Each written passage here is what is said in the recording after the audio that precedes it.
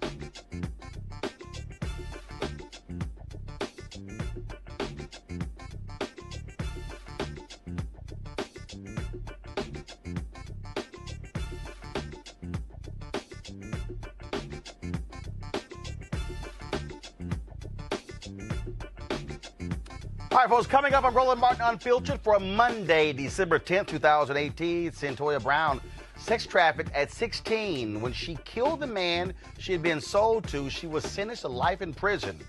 Supreme Court in Tennessee last week said she should have to serve at least 51 years of her sentence before being eligible for parole. This case stinks, and we're going to break it down. Also, the Republican assault on democracy goes on. Today we focus on Florida. Proposition 4 passed 65% of the voters in Florida. It restores the voting rights of the formerly incarcerated, yet Republicans are saying, well, we need more guidance. What the hell you need guidance on? It passed. We'll talk with Desmond Meade, the brother who spent 10 years trying to make sure this got on the ballot. Donald Trump's personal lawyer and fixer Michael Cohen is expected to be sentenced on Wednesday for felonies he committed at the direction of Donald Trump. As one legal expert put it, if Trump were not president, he'd already be indicted. Our panel will break this down. Also, folks, Donald Trump lies so much. Fact checkers have been working overtime. Today, the Washington Post unveiled a new category of lying that only Donald Trump qualifies for. We tried to tell you. Hashtag Trump Lives Matter. Also, folks, New York City cops grab a baby from a woman's arms for sitting on the floor of a food stamps office. There were no chairs. Folks, this could be a new one, sitting while black. We've got the disturbing video. Also, an extremely entitled example of white privilege. A college student at Columbia University in New York went on a tirade aimed at a bunch of other students of color. Yeah, you know, crazy-ass white boy, he in trouble. We got the video. An African-American woman from North Carolina who inspired generations of civil rights workers dies at the age of 97. We'll have a moving tribute to Rosanell Eaton. You don't want to miss it. It's time to bring the funk. I'm Roland Martin Unfiltered. Let's go. Whatever the biz, he's on it. Whatever it is, he's got the scoop, the fact, the find. And when it breaks, he's right on time and it's rolling. Best believe he's knowing. Putting it down from sports to news to politics. With entertainment just for kicks, he's rolling. It's on go, y'all. It's Roland Martin, yeah. Rolling with Roland now. He's funk, he's fresh, he's real, the best, you know he's Roland Martin now.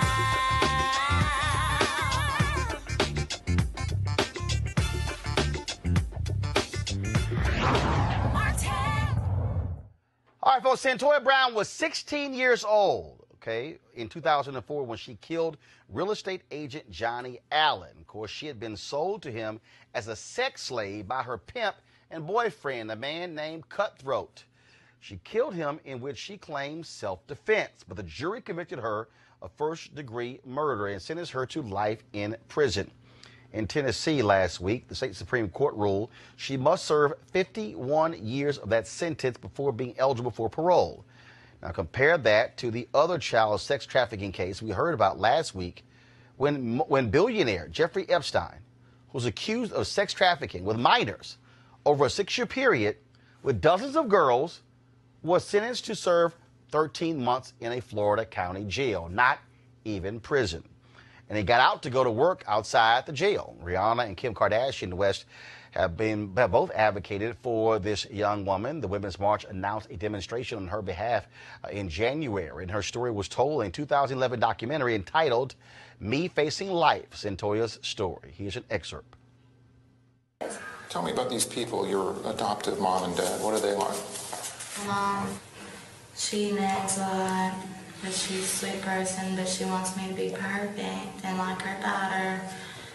And my dad, that's the only word you need to describe her. Like what do you mean? Like, what would he do? Like it, you know what I'm saying? I like it and stuff like that. He would sort of slap you around? Sometimes he had no reason, just, he would actually say, I swear for God, because I felt like it.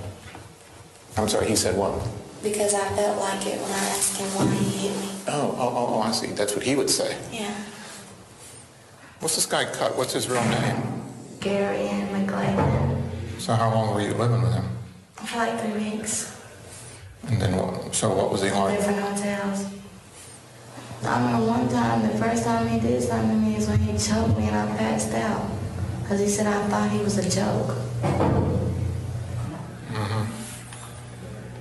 else did he do to you? He talked real bad to me and jacked me up. He pulled me by my hair and dragged me and stuff. He put guns up me, told me to strap and stuff like that, getting that with other people.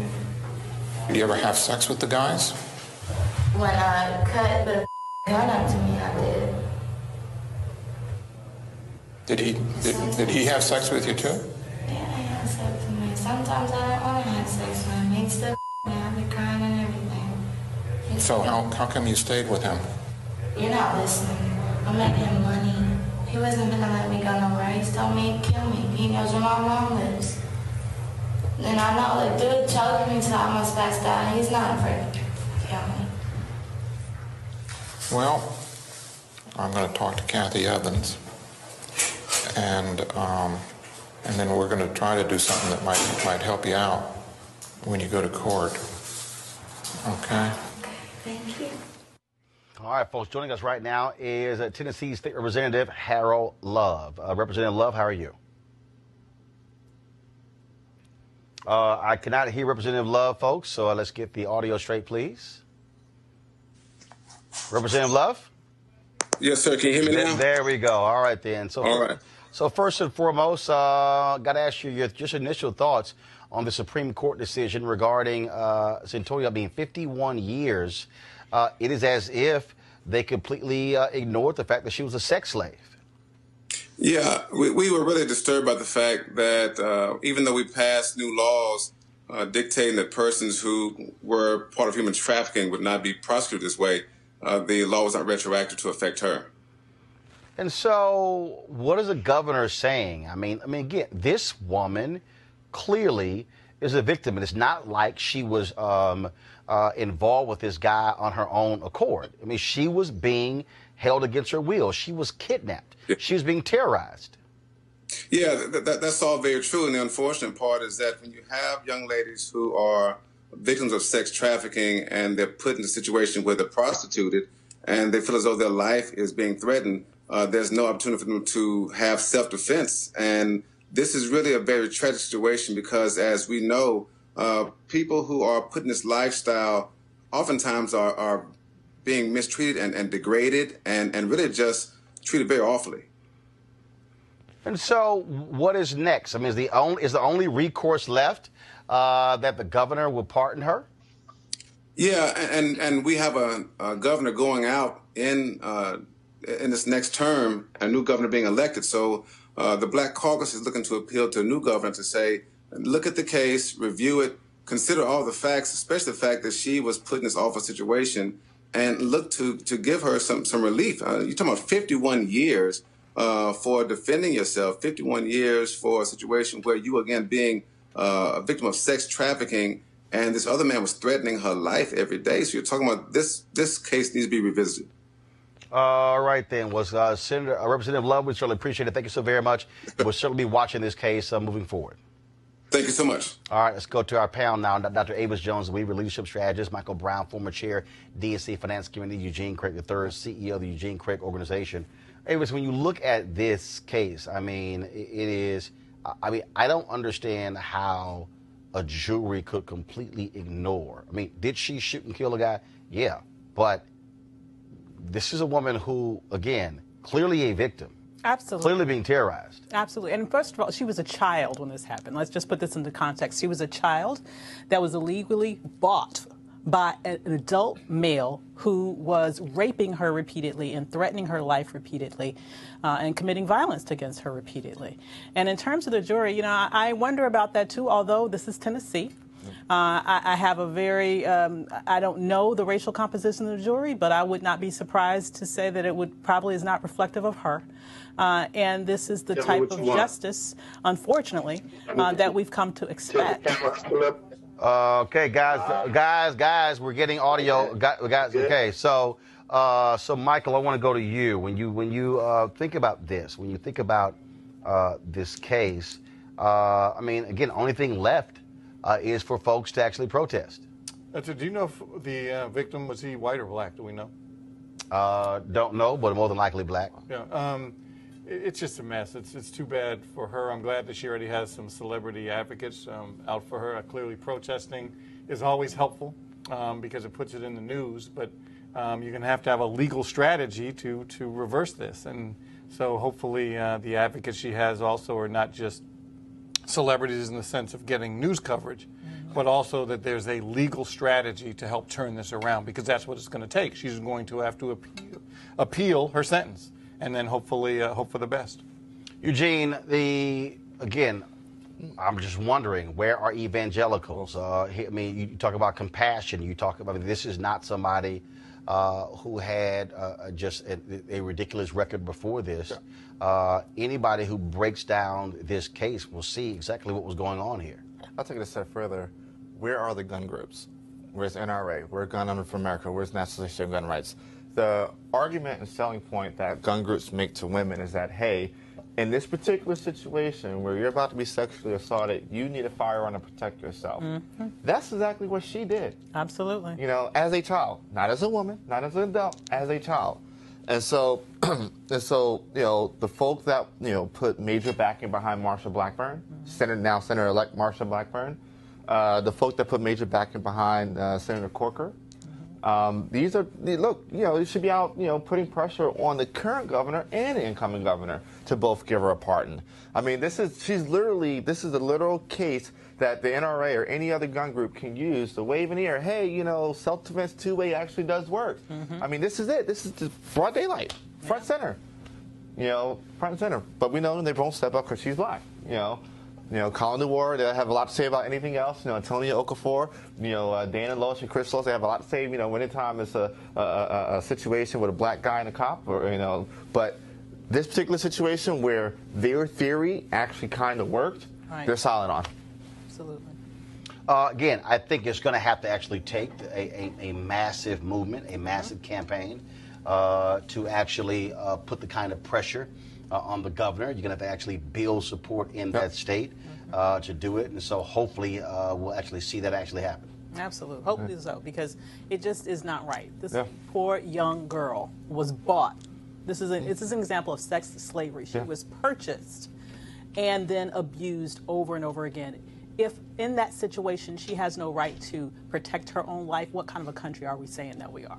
All right, let's go to our next story, folks, and that is Florida Proposition 4.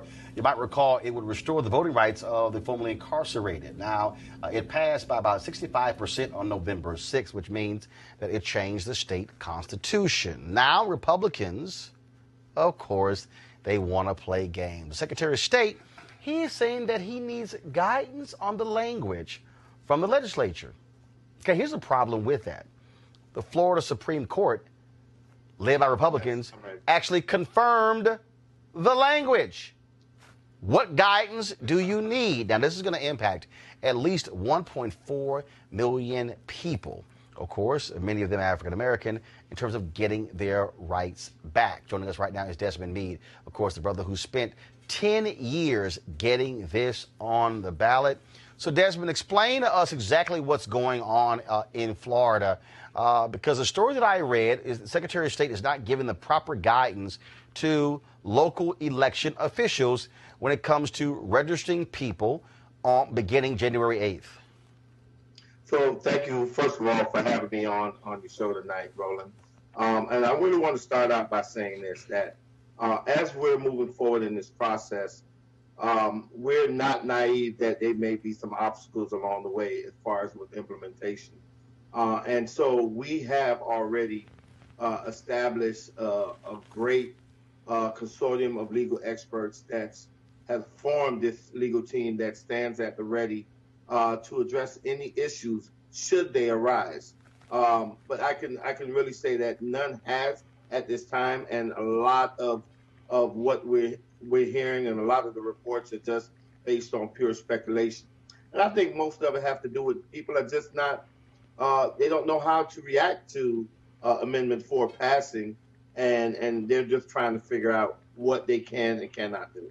Okay, so what is required? So who, when it comes to this amendment, who can and who can't get their voting rights restored? Very simple, Roland.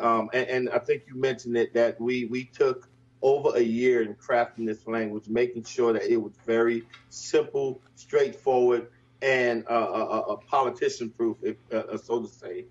At the end of the day, any person who is convicted of a felony who have completely served all portions of their sentence, to include probation and or parole, is eligible to register to vote. Matter of fact, beyond eligible, they have the right to register to vote, and any disqualification that was associated with that felony conviction is terminated upon successful completion of all portions of the sentence. However, it will not apply to individuals who are convicted of murder or individuals who are convicted of any felony sexual offenses. So, 1.4 million. And so, what is the process? So, is the issue that Florida doesn't actually have a process to know how do you check to ensure that folks have completed their requirements? So that's a great question. In the past, the only two databases, I should say, that needed to be checked was a database that, first of all, indicated whether or not an individual was convicted of a felony offense. And then the other database would indicate whether or not their civil rights have been restored. And so basically the supervisor of elections have had to rely on the database from Florida Department of Law Enforcement and the database from the Office of Offender Review, which in the past was known as the Florida Parole Commission. Because this is a new way of individuals being able to get the right to vote back, what the state is grappling with is how does it interpret completion of sentence? Well, the Florida Parole Commission pretty much operate on the standard that restitution is considered part of the sentence, and they're requiring restitution to be paid. And then there's some, I would say, some fees that are associated to the sentence as part of the sentence that need to be paid. But no one in Florida Parole Commission never required that court fees, nominal fees or whatever, are being considered part of the sentence. And so what's being grappled with right now is I believe that they're really trying to figure out, number one, how are they able to process check system that would see whether or not a person have fully completed their sentence. So, folks can start registering January 8th. And so what are you telling the formerly incarcerated they should do? Well, first and foremost, there's a mantra that we have, first of all, Roland, that we're really putting out there. And I can tell you, as a person, I'm a person who's directly impacted as well. So I wasn't able to vote for my wife when she ran for office. But in January, I'm going to be able to go and register to vote for the first time in many years and be able to vote for my wife when she decides to run again. What I am telling people is this. Number one, first and foremost, is that I've worked too hard and waited too long to get my voting rights back to just give it away to anybody. All right. And so folks are going to have to work for my vote. And that's something that we want to make sure that all of the 1.4 million returning citizens are very much aware of, and that they hold on to that, because we don't want to just give our votes away. But the other thing that I'm telling them is what I'm going to do. On January 8th, my plan is to walk into the supervisor of elections office with my family and register to vote under the full authority of the Constitution of the state of Florida, which tells me that I can do it because I have completely served all portions of my sentence. And obviously, you say you have a strong legal team ready. This is going to be a legal fight. I mean, you know doggone well. Yes. You got Republicans in Florida. Last thing they want to see is 1.4 million people all of a sudden add to the voting rolls. That could change elections up and down the Sunshine State. But here's the thing, though, Roland, and there's a couple of facts I want to throw out there at you. First of all, I know you said that's the last thing they want to see, but you got to remember, we ran this campaign for 4 years, and at no point during those 4 years did this campaign get any kind of opposition from conservative side. As a matter of fact, because this campaign was an organic grassroots campaign that was made up of people from all walks of life and all political persuasions, we actually got bipartisan support from the Koch brothers all the way to the ACLU, from Christian Coalition all the way to the AMEs. You know, we actually had a consensus that this legislation needed, or this Constitution amendment needed to be passed. It was long overdue. And so when you look even at the votes, on election night, we got over 5.1 million votes. That's over 1 million more votes than any candidate that was on the ballot, which means that there were a lot of people who were progressive that voted for it, and a heck of a lot of people who were conservatives that voted for this as well.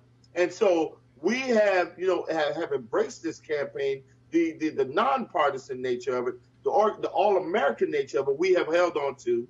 And you know what? Not only did it get us across the finish line, we're holding on to that to get us across the next level in 2019. Well, like I say, the very people, of course, who may get thrown out of office, they ain't down for this, and they can't keep with a law and order stuff. And so you guys are going to have, when will your phone number and website and everything be ready for folks to be able to call and reach out to if they have any issues when it comes to registering?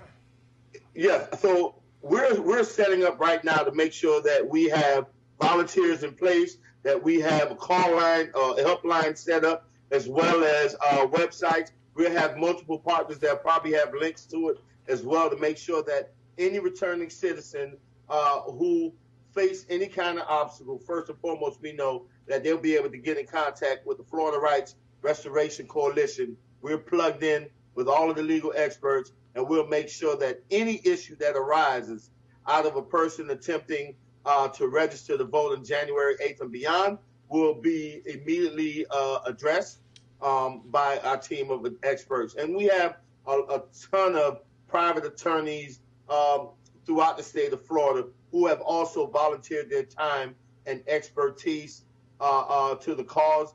And so we have more than ample amount of attorneys on standby ready to ensure that the will of the people is enforced and ensure that the Constitution, the right that we're afforded by the state Constitution, is adhered to. All right, Desmond Meade, I appreciate it, man. Thanks a lot. All right, thank you so much, Roland. All right, then I'll go to our panel here. I'm telling you right now, trust me, to say I need guidance from the legislature, you got enough guidance from the Supreme Court, Mr. Secretary of State. Yeah, I mean, they see the writing on the wall. You know, once these voters are added to the rolls, it's game over. I mean, it's game over. You're going to see, probably, D wins up and down the ballot. And particularly if these voters are added to the rolls in time for the 2020 election, Florida just got a whole lot more interesting. Absolutely. I mean, this is consistent with what we're seeing in several other states across the nation, where Republicans are doing everything they can in this lame duck period to put a wrench into what the voters have already indicated that they want from the previous midterm elections. And this is just the Florida example of this. The implications are huge. They know it. Even though broadly speaking, yes, this particular initiative received bipartisan support, the reality is we know that the Republicans have a very strong bent towards reducing the electorate rather than expanding the electorate, because they know that, generally speaking, when more people vote, they lose. It'll be interesting to see if during these court battles, because I'm assuming they're going to be some court battles, if they try to stretch this past 2020. And let's just figure it out after 2020. Whatever happens after that, fine. But we cannot be a blue state. That's not an option. No, it ain't, that ain't happening. You ain't pushing nothing to 2020. Right. Bottom line is, this change the state constitution. They're going to have to deal with that. That's what's going to happen. All right, folks, we've been telling you about the Republican assault on democracy, not only in Florida, but also in North Carolina, Michigan, and Wisconsin. The New York Times reports today that several major corporations are funding the Republican legislators in Wisconsin. Microsoft, Dr. Pepper, Snapple, JP Morgan Chase, and Humana Healthcare. Now, perhaps as customers of these companies, we should make it clear we do not approve of their money undermining the will of the people, as these Republican legislators are doing in Wisconsin, North Carolina, Michigan, and Florida. And so we'll certainly be keeping you up to date about what is going on there. Now let's talk about the lying president. New documents filed on Friday in the case of Michael Cohen, Trump's personal lawyer and self-described fixer, exposed some highly unusual, if not clearly illegal, activities on the part of Donald Trump. Two areas stand out. First, Trump directed Michael Cohen to make payments to two women who have alleged affairs with Donald Trump. Now, most legal experts, including the husband of Kellyanne Conway, George Conway, thinks that those are clear campaign finance violation felonies. Second area involves Russia. Cohen claims under oath that the discussions with Russians on a deal to build a Trump Tower in Moscow did not end in January 2016, but extended well into the campaign through June of 2016, and that Trump and his family members were kept apprised of the whole situation. This at a time while Trump was denying he had any business whatsoever, any business dealings in Moscow. Now, also, folks, fact checkers have been working overtime since Donald Trump became president. One of the most famous is the Washington Post fact checker, which awards 1, 2, 3, 4 Pinocchios depending on the severity of the lie. That wasn't enough for them with a serial liar like Donald Trump. Guys, why didn't y'all have my Trump Lies Matter stinger? What's going on? I need y'all to wake up in the control room. What the hell? That's why we created the damn thing. Okay, so, no, find it right now. So they created a new category called bottomless Pinocchios for the same lie being repeated at least 20 times. Now, of course, y'all know I use the hashtag Trump Lies Matter. Can y'all press play? Thank you.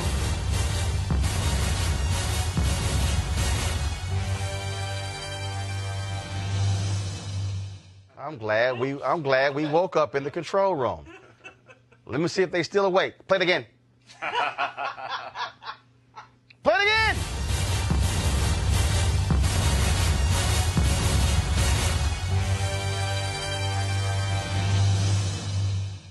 Goodness. I'm like, are we asleep? Play it again. Come on, play it again.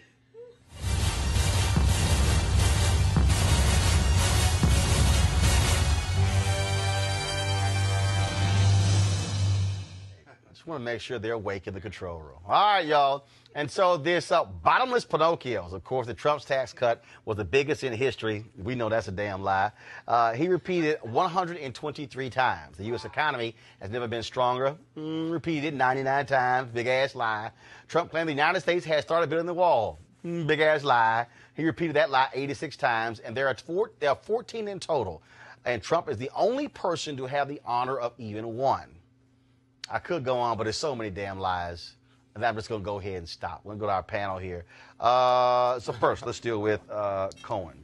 Trump got a serious problem. He can sit here, Eugene, and dance all day. I love the one over the weekend. Oh, this cleared me. Yeah. A lie. Yeah. Right there. That's a damn lie. I'm going to give you a hot take here. I don't think Trump finishes 2019 as president. At this point, his only way out is a pardon from President Pence. That is the only way he survives any type of indictment or future indictment.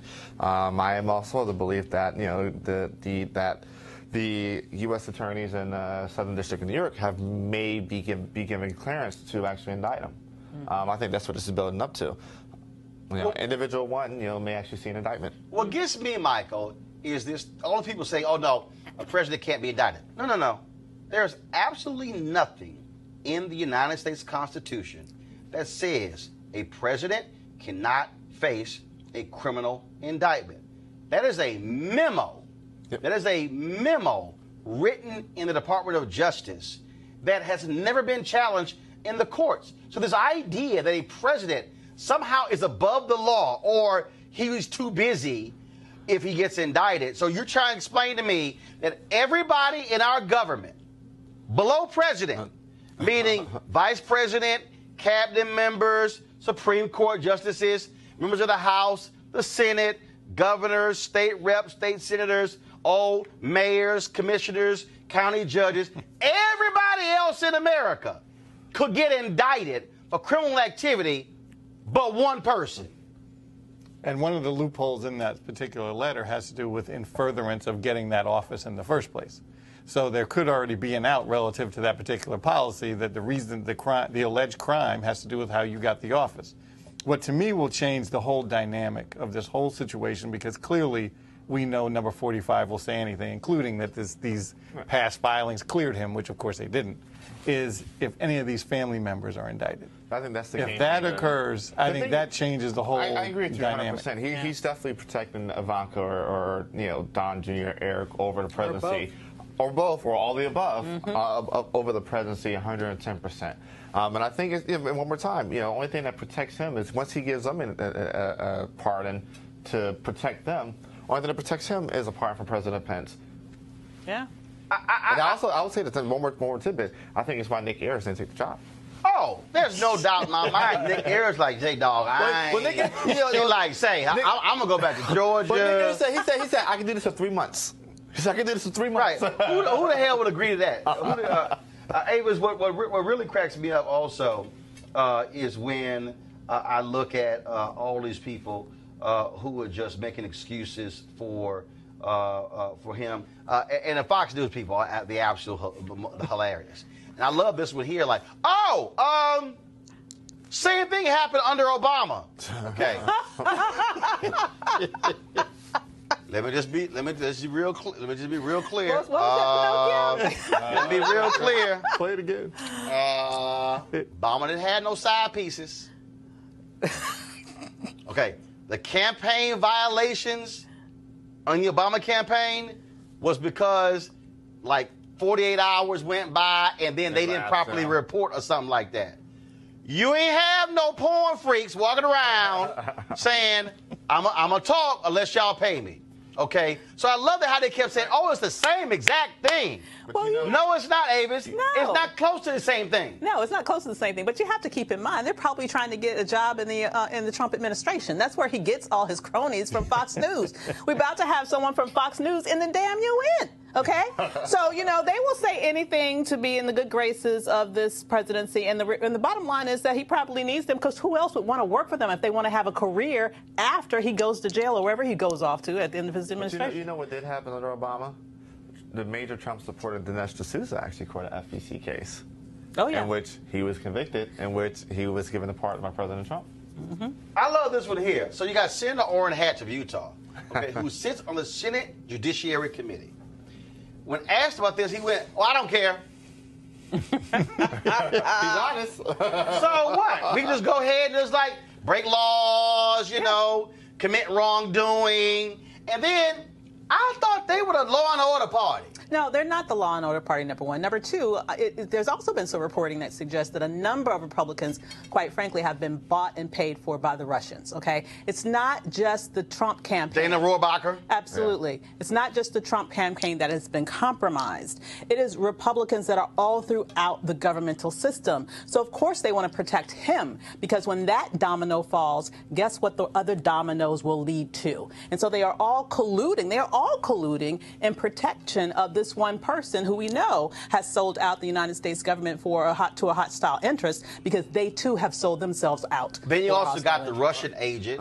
She's going to plead guilty for trying to use the NRA. She's about to sing. I mean, I'm just saying. She's about to sing. What's up with y'all? Got the NRA over here, got a little Russian side piece. You got Trump over here, with his two side pieces. I can tell you ain't gonna Moscow check. You got all these folks who are cutting checks, and Trump directing. Trump sitting here directing Cohen, and of course not today. He just went ballistic with more of his tweets. And I'm just sitting here and see this one also. I love this one here. Mueller hasn't shown us anything. Individual one, sir. Let me help y'all out. Because he ain't done. I mean, first of all, he doesn't show you, here's my beginning report. Here's my 30% in report. No, you kind of have to actually wait for it. And so it just, the dancing to me is amazing. Yeah. The dancing of how they are making up stuff and like it's no big deal, and they're just getting gut checked. Mm-hmm. The thing is, this individual one has a lot to worry about. I mean, he's been named multiple Individual times. one. Individual one. Not two, not three. Individual one. Who would go on to be elected president of the United States? Let's see. How many people hold that position at one time? Bingo. Which is why it's called individual one. Yep. So he's been named in at least for 2 indictments now. Probably more. I'm pretty sure it's going to be more as the sentencing papers for Manafort and Cohen are further filed later this week. But it's going to be interesting. I mean, pretty much an unidentical conspirator at this point. I mean, literally been somewhat named the ringleader. I mean, Cohen said, listen, I did all this because Donald told me to do it. Absolutely. He's tired. He's finished carrying his water for him. But what I'm looking for is the smocking gun. Where is the smocking gun? Oh, my God. Oh, my. I mean, First of all, what is a smocking gun? yes, what is a smocking gun? Look, I can't even. I can't even. That's a new gun. That's a new age. That's a new look, You don't get smoked. You get smocking smocked. gun. first of all, this has to be the most illiterate president. Oh we've my ever God, had. yes. Yeah. I There mean, are literally no qualification for president anymore. Hooked on phonics is a beautiful thing. I understand why Michael Avenatti thought he had a shot. I mean, I understand. I believe.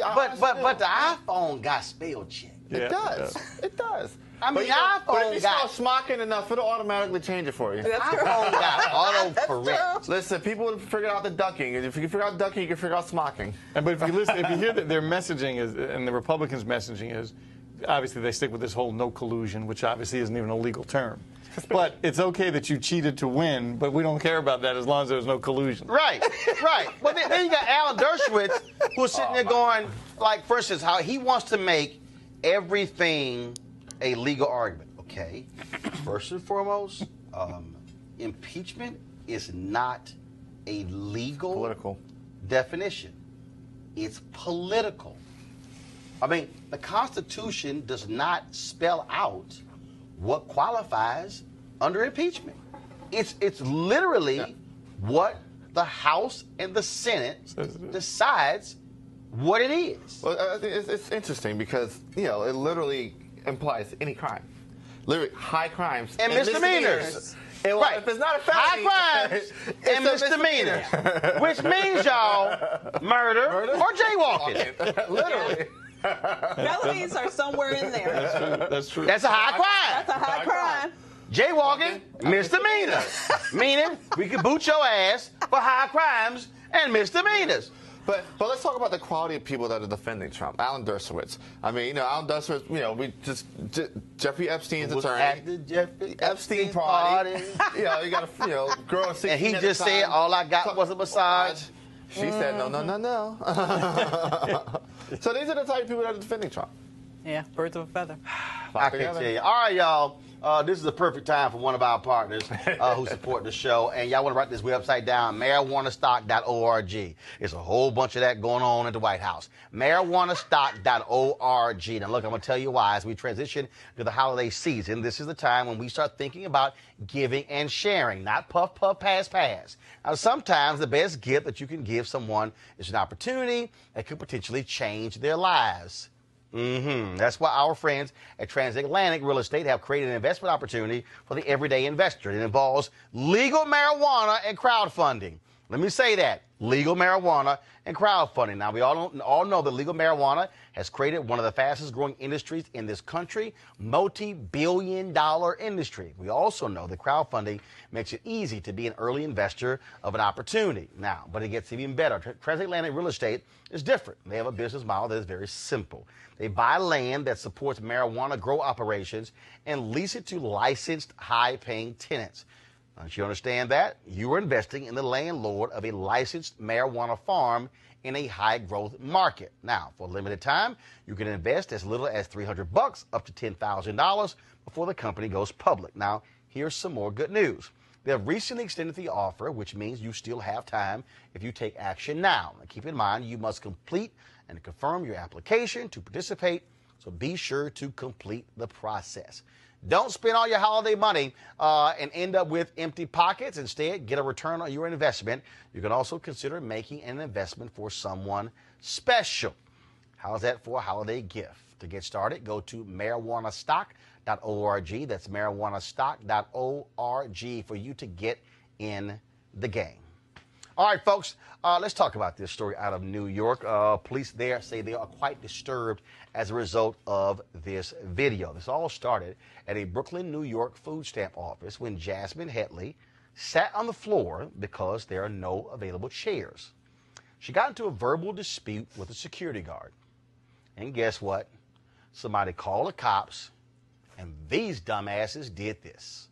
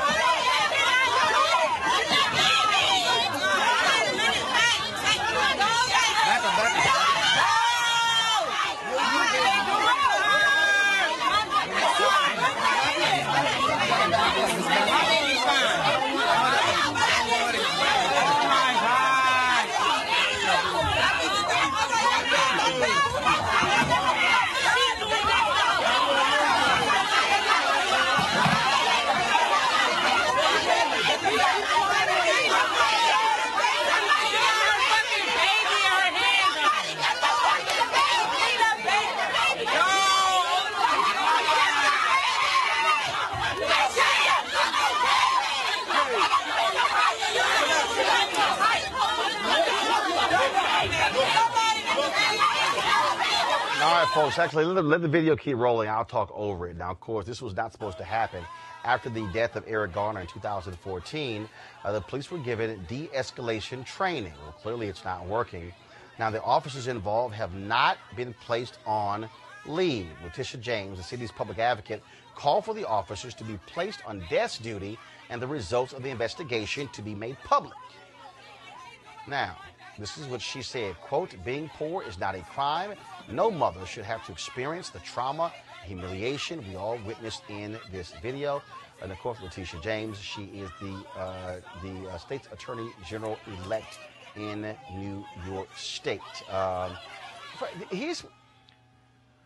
Again, this is just very basic. So let's see. There are no chairs. She's sitting on the floor. No harm, no foul. No harm, I mean, I'm just trying to understand. And the other piece is, I don't get why a cop doesn't show up and go, this what you call us? No, seriously. Exactly. No, seriously. Is this what you call us? Pack this shit up, let's go. I don't understand why these cops feel as if they have to listen to some rent-a-cop in a situation. You know, I'm going to say this, and this is going to sound wild as hell, but looking at a video like that, it makes it very, very, very hard to not say, to put the fucking phone down and give the girl some help, cop or not. Right. I mean, you're literally pulling almost a one-year-old apart. You know, two officers pulling a one-year-old in two different directions. I mean, another officer holding a taser out towards the crowd and then towards the mother who's already on the ground subdued, just trying to protect the one-year-old. I mean, this is, you know, we try to keep things civil, try to keep things, you know, humane. You know, you want to, preserve civil society, but it makes it extremely hard to look at a video like that and say, put your phones down and protect this woman from these abusive police, regardless of what they end up, you know, what the consequences. Yeah, be. but then all of a sudden that happens, then all of a sudden you're that's for attacking a police officer, and they're going to slap on all kind of other charges, Avis. Filing on charges. And this is what happened to this woman, too. Despite the atrocity that we just saw right now. Absolutely no excuse for that. I don't even understand why any of them She gets charged. She got charged. She is currently in Rikers. She is. As we speak. No bail. No bail. Lord only knows where her child is or if they will be reunited. I mean, this is a human rights atrocity. And so in terms of what should happen to those cops, okay, there should not be any peace in front of any of the New York's precincts until that mother and that child is reunited. And those specific cops are out, unemployed, as they should be. Certain situations, I mean, this is where elected officials and politicians just have to step up. Mayor de Blasio needs to just do something today. I mean, there's just certain things you just need to just do. And I don't even know what the charge. She should not be in Rikers. She shouldn't be in Rikers. I don't even know what the charge was. I didn't see her throw a punch. I didn't see her kick. Outstanding warrant in Jersey, and that's what they decided to hold her on. And they charged her after the fact with resisting and everything else. But the thing is this. But you can still have due process on that warrant. You can right. Absolutely. But the thing is this. The initial call should be made to call Absolutely police. not. I mean, she's sitting on the floor. Who is she hurting? Who she's hurting? Nobody. Here's a comment. This is what the top cop in New York said, James O'Neill. Here we go to my iPad. The video obviously is very disturbing. First of all, double check this here, please, to make sure they're seeing it. He said, I'm a dad. I have 2 kids, but being a cop, it's a really difficult job. Thank goodness nobody was hurt, or at least at the time, nobody reported any injuries. And then going forward, as with any incident that we're involved in, we'll learn from this. Now, de Blasio also tweeted after this, this was a disturbing incident. Like anyone who's watched this video, I have a lot of questions about how this was handled. NYPD and the City Human Resources Administration, which oversees operations and programs, including SNAP, will get to the bottom of what happened. Okay, but she's in Stop jail. reading, start doing. This is beyond disturbing. Stop issuing statements, start doing. You were elected, you have power. De Blasio, mayor, you have power. City council, you have oversight over this police department. She's 23 years old. The charges include resisting arrest, obstructing governmental administration, and acting in a manner injurious to a child. You know who was acting in a manner injurious to the child? The damn cops were acting in a manner injurious to a child. Now here's the situation. De Blasio, okay, look, you married to a black woman, okay? What you have seen is an assault on a black woman that I guarantee you, I don't care that the police officers were also black, because we also know what happens when they turn blue, right? Okay, how about this? So you're going to love this one, or you're going to get it even better. So she remains behind bars in Rikers Island. According to the New York Post here. Can y'all now see it? Can y'all pull up my iPad, please? But the Brooklyn DA's office said Monday that it hadn't requested bail and were working with New Jersey authorities to clear up a warrant so she can walk free ahead of her next court date. The point is they would have never assaulted a white woman like that with a little white baby. Let's just be very clear about that. That would have never happened. And I'm not impressed that de Blasio is married to his sister. Let's see what he is going to do right now. He's been married with this forever now. Exactly. And then what atrocities against black women in the city of New York. Absolutely. There's so many examples. You're exactly right. He's a pseudo-progressive in name only. You're exactly. Hey, I'm not going to defend him. This right here is absolutely ridiculous. It's a human rights atrocity. And I would not ever imagine this ever happening to any white woman with a cute little white baby. Would never have their child ripped from their arms like that. It comes from a history of dehumanization and disrespect for black families. A history in this nation of always ripping apart black children from black mothers, and it has to stop now. It reminded me of both 12 Years a Slave. It reminded me of Roots, when they ripped the families apart, and that's exactly what it reminded me of. And the mothers holding on to their babies with dear life, and then the police took them away. Yeah. It was sad. How many police officers were there? Like 8, 10? But you have 2 police officers pulling the baby from 2 different angles, and then another one that has a taser out pointing at the baby, at the mother, and at the crowd. I know. It's crazy. Absolutely crazy. All right, y'all. Let me say fuck on the shot. Next story, more crazy-ass white people. This time, apparently, a college student at Columbia University, which should be damn embarrassed about how one of their students speaks about history to a group of students of color. Press play for today's dumbass. We built the modern world. We built the modern world. Europeans. Built the modern world. We invented science and industry. We invented science and industry, and you want to tell us to stop because, oh my God, we're so bad. We invented the modern world. I feel you. You're so dumb. We invented the modern world. You fucking degenerate. We saved billions of people from starvation. We built modern civilization. White people are the best thing that ever happened to the world. We are so amazing, and I love myself, and I love white people. Say that one more time. Fuck yeah, white people. Say it right here. Fuck yeah, white men. We're white men. We did everything. Look, I don't hate other people. I just love my white men. God. I just love white men. Oh, God. Opioids are a hell of a drug. Alcohol's a drug, too. Folks, I don't know what he was on. folks, that was Julian Von Abel. Well, they got his name and everybody. Abele, let's see here. I think this is his Abele. Twitter feed. Is this him right here? Yes, it is. This is his Twitter feed. Here, go to my iPad, please. This is his Twitter feed as we see. And let's see. I don't think he's tweeted. And yes, looks like he has scrubbed his entire Twitter feed. And so he has literally one tweet up from October 6, 2016. And so I wouldn't be surprised. First of all, it was like 4 o'clock in the morning. He followed these students to the particular eatery. And Julian's about to become, I think, extremely popular. Oh, famous, bro. On the campus. And now here's the piece. He was drunk. Now, the Black Students Organization at Columbia released a statement. They said that the student physically grabbed one of the other students and asked if black women like to date white men. Oh, Jesus. Say, player, I'm just saying, it's a good bet you're not going to get a sister to date you after this video. Now, the university, of course, they are investigating. I keep opening Columbia University, man. Look, I keep trying to explain to y'all. Get them applications in. I have no issue. We're just going to go ahead. I need y'all to do me a favor in the control room. I need y'all to go ahead and just create me a new stinger, crazy-ass white people. Okay? Because that way, because this is becoming a daily feature. It is. Yes, Somebody it is. white, acting damn fool. You know, they start cussing, yelling at black people. He's a white guy creating opportunity for somebody to take his spot. Yeah, I mean, I appreciate that. Yeah. I mean, every time one of these white women and white men act the fool, guess what? They lose a job. I'm telling you, if you know, we keep this up in Trump's America, we're going to eradicate black unemployment. Yeah. I mean, it's just not going to exist because these people continue to lose their damn mind. Yeah. Every single day. Good. So, Julian, thank you. Thank you for showing us who you are. Thank you for allowing the alcohol to speak. Thank you for being transparent. And I'm quite sure there will be a empty seat available at Columbia in the very near Spring semester future. coming up. I'm just saying. All right, y'all. Of course, the Affordable Care Act is still law in this country.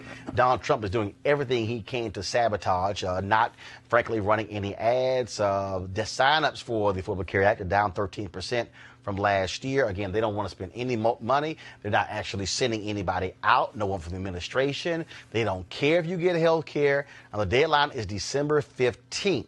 Deadline 15th. You can go to healthcare.gov. That's healthcare.gov. And, of course, President Obama, he's out, with a new video touting this. And so y'all got the video ready? Press play. Hi, everybody. Well, it is that time of year again. The time my team tries to get me to reference some viral trend or otherwise make a fool out of myself in the name of encouraging more young people to sign up for health insurance. But not this year. You know why? Because this year is different.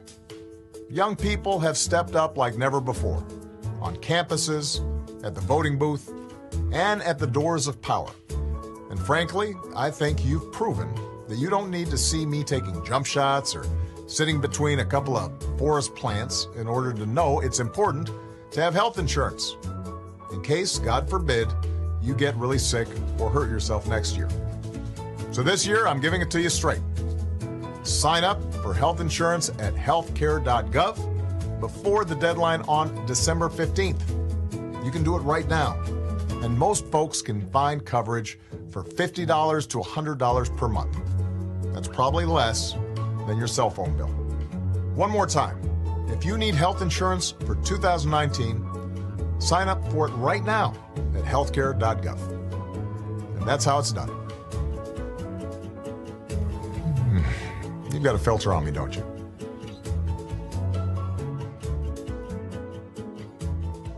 All right, then. So don't forget to sign up, folks. Healthcare.gov. All right, time for our quote of the day. Press play.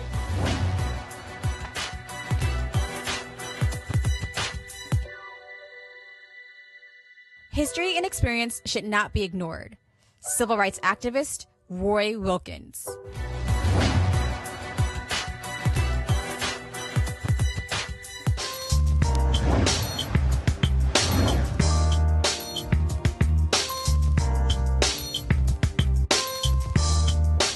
What's going on?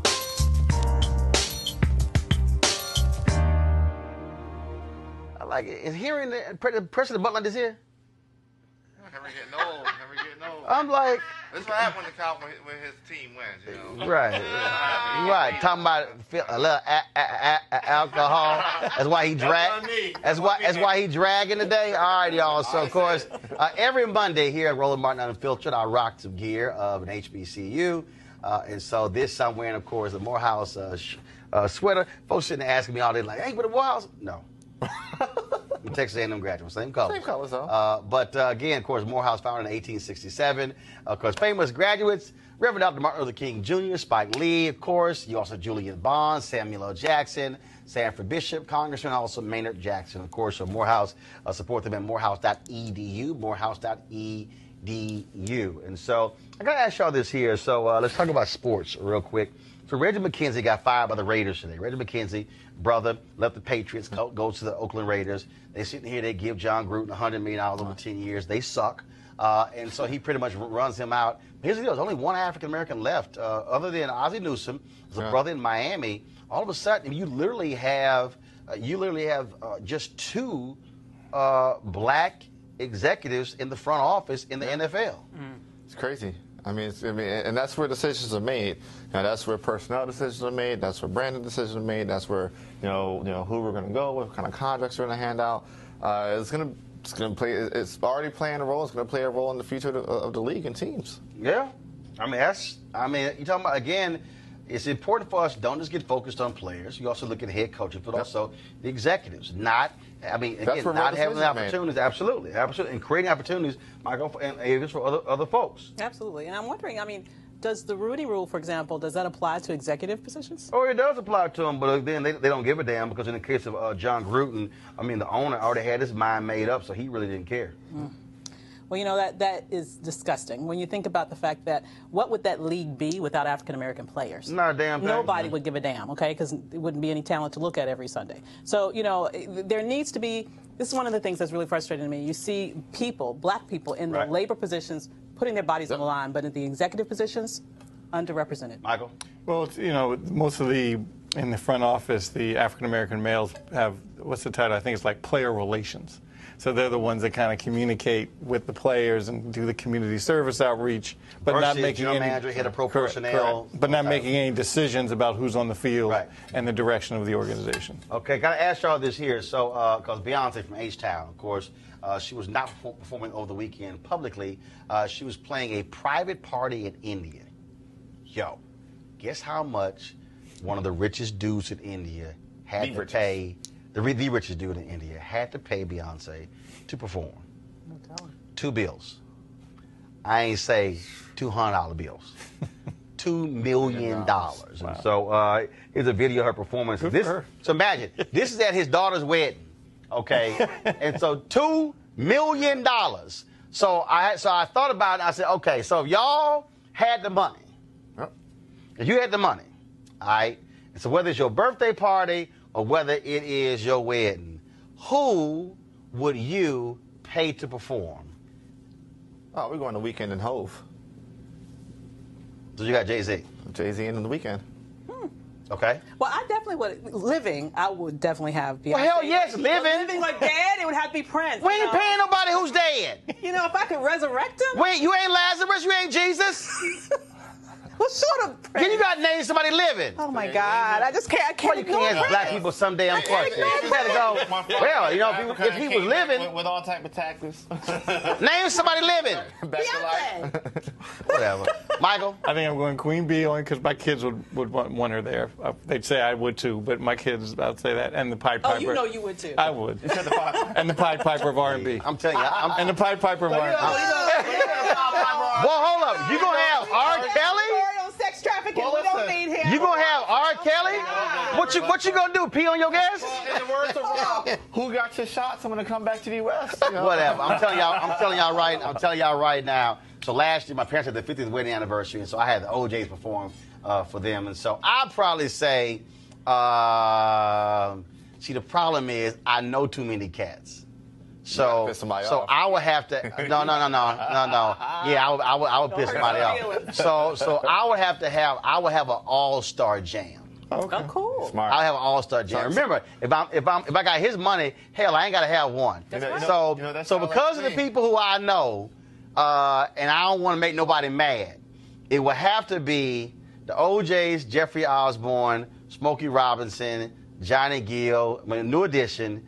Frankie Beverly and Mays, Charlie Wilson. Good Lord, that's I said all-star jam. I told you I can't. I told you I know too many people. It sounds like a Roland Martin unfiltered. Hold on, that's the party. Hold up, that's the party. That's the hold on, no. That's the Saturday night party. Of course, no. We have a gospel brunch the next morning. It's gonna be a gospel brunch the next morning. So I'm just letting y'all know. Unfiltered factable. I'm just letting y'all know. Can we have the tribe? No, you can't talk because you said R. Kelly. You can't say a damn thing because you had R. Kelly on your list.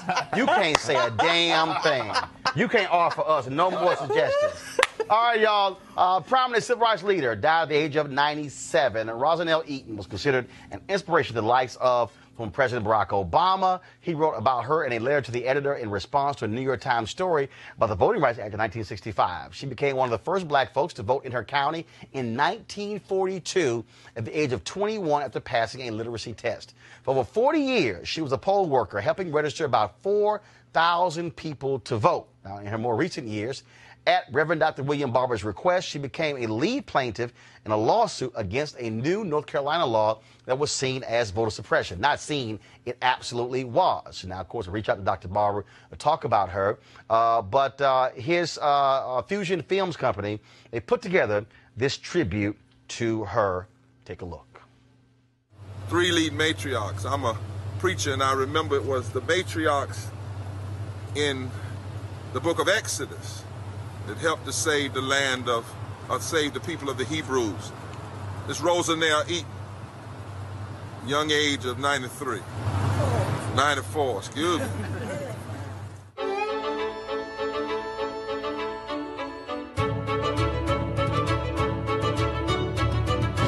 I've been a member of the NAACP for around 70 years. I've been in the movement for 75 years. And now I am just disgusted.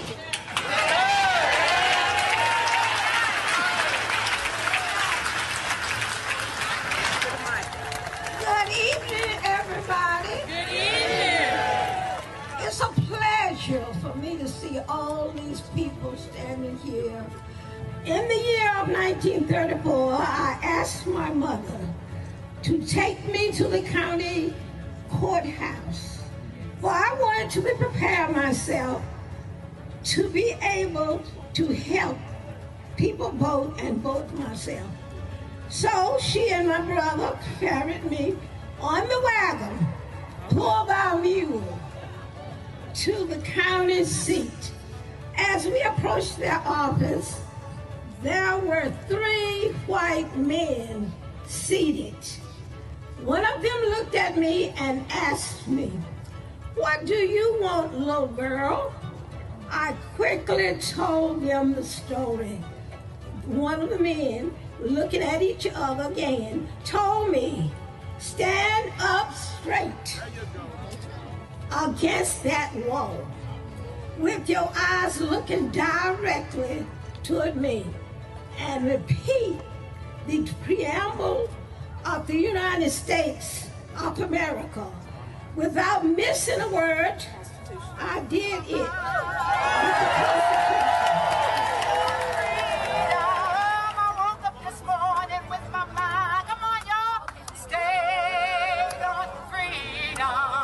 Now we need to commemorate, we need to motivate, and we need to educate for the good of the people. We must strive and restore the voting rights, because you know that's the thing that really will stop us in our tracks if we don't watch out. That's right. The other night, when they announced something about some fraud,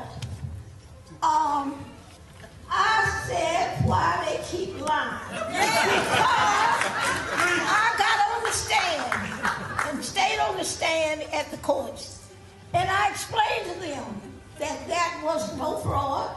We had a little conflict in the system once upon a time, about 25, 30 years ago, concerning a mixed up on names, but there was no fraud. They put all of this, as it has been told, but I want to tell you what I got up there in the hot seat and told time after time, is that they were doing that to set us back. That's right. And we should get interested. Everybody, go home. Tell the people, you're on the street. Don't just go to the store to get groceries. Come on now. Go there, and if you see somebody, tell them about the movement. Tell them about the people that's working for the movement. I didn't plan to march. I wore the heels out on my shoes. Come on now. But the Lord put me there to help. I talk to people all over the world. I talk when I go to shopping, grocery shopping, every shopping. I go in places and tell them, what are y'all doing? And they'll say, well, we are just talking. But then, what are you talking about? And get involved in that. You got to open up your mouth and be a committee of one. I can tell you that. And I have made many of speeches. Say, we the people. We the people. We the people. We the people. We the people. We the people. Say, stand up.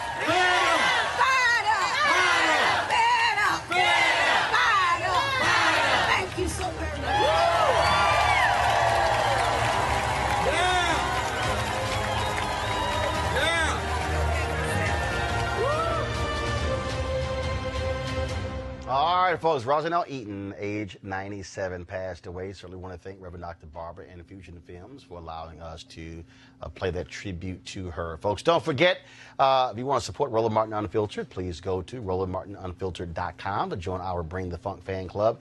Every single dollar that you give goes directly to this show in order for us to broadcast live every single day, for us to tell the stories that other folks are ignoring. And so we certainly want you to support us. Our aim is to add 1,000 new fan club members by the end of the month. We want you to do so.